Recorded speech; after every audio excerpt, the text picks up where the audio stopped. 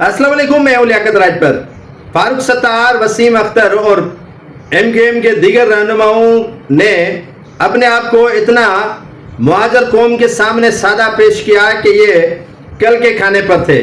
ایسے سمجھ لیں کہ یہ بیچارے بھوکے تھے اور کل کا کھانا اسی مہاجر قوم کی وجہ سے انہوں نے نہیں کھایا ہے۔ یہ نورا کشتی کی جو لڑائی ہو رہی ہے 3 جماعتوں کے مابین، MQM پاکستان پیپلز پارٹی اور جماعت اسلامی کے درمیان۔ جماعت اسلامی کے افغانی میئر رہے اور انہوں نے کیا کیا، یہ تو 85 سے رہنے والے جو یہاں کے مکین ہیں کراچی کے وہ بتا سکتے ہیں، لیکن 85 میں عدم اعتماد کی تحریک لا کر افغانی میئر کو ہٹا کر جب فاروق ستار کو لگایا گیا تو فاروق ستار نے کراچی کا نقشہ ہی بدل دیا، یعنی وہ بچڑوں کا دودھ بھی خود پی گیا۔ پارکس انہوں نے کنورٹ کر لیے پلازاؤں میں، گھروں میں جو تفریح لوگ کرنے آتے تھے وہ بھی نہ بچا سکے۔ ندی نالے تو انہوں نے پر کر لیے، جہاں پانی جو ہے وہ کراچی کے اندر بارشوں میں اور جو طغیانی آتی ہے یا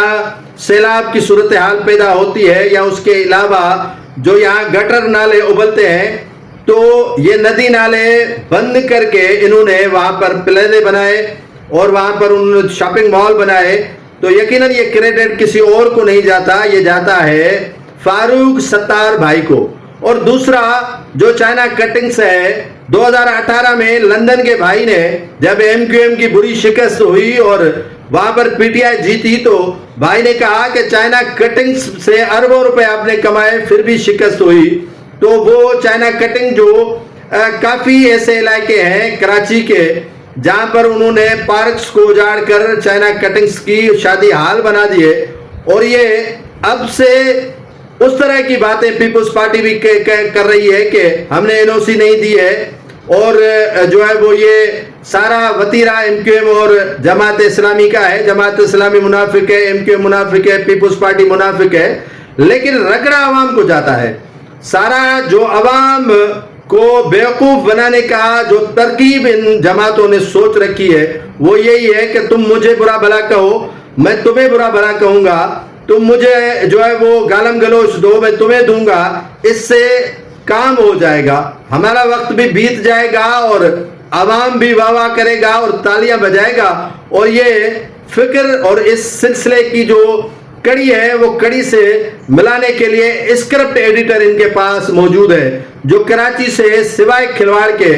نفرتوں کے اور کوئی بیج نہیں بو رہے اور وہی کاٹ رہے ہیں جو نفرتوں کی صورت میں مل رہا ہے۔ کراچی کی ترقی کے لیے کسی کے پاس فارمولا شاید ہوگا، یہ تو اللہ ہی جانتا ہے، لیکن ضیائی دور سے لے کر آج تک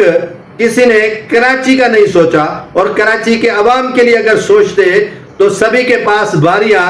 آسانی سے ملی ہوئی ہیں اور سبھی نے اپنی اپنی باریوں میں لوٹا ہے اور کراچی کو کچھ دیا نہیں ہے۔